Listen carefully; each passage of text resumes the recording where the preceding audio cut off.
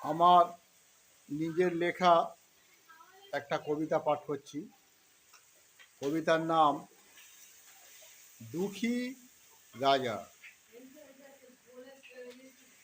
দুঃখী মনির একটি ছেলে, তার রাজাবাবু নাম।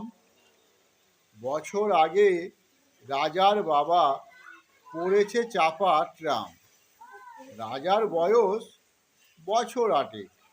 পাড়ায় পাড়ায় বুলে, ছিন্ন নোংরা বস্ত্র গায়ে, নানান খেলা খেলে। এক মুঠো ভাত একটু নুন তাও জুটে না 2 বেলা। পাড়ার কাকু বলল এসে, পড়তে জানা পাঠশালা। লেখাপড়ার সঙ্গে গাধা, খেতেও পাবি স্কুলে। কদিন আগে এত কথা, এই তো সেদিন বিকালে।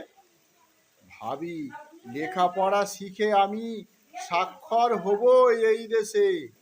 স্কুলের ওই খাবার খেয়ে লুটিয়ে পড়ি হয় বিষে। কাকু আমি স্বাক্ষর হবই, সত্যি মাইরি বলছি। এখন আমি হাসপাতালে মৃত্যুর সঙ্গে লড়ছি। কাকু তুমি ঠিক বলেছ, গাধায় আমি গেছি বেনে।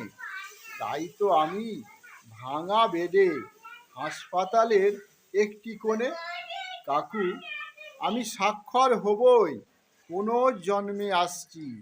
টাটা কাকু, এখন আমি শ্মশান চিতায় পড়ছি।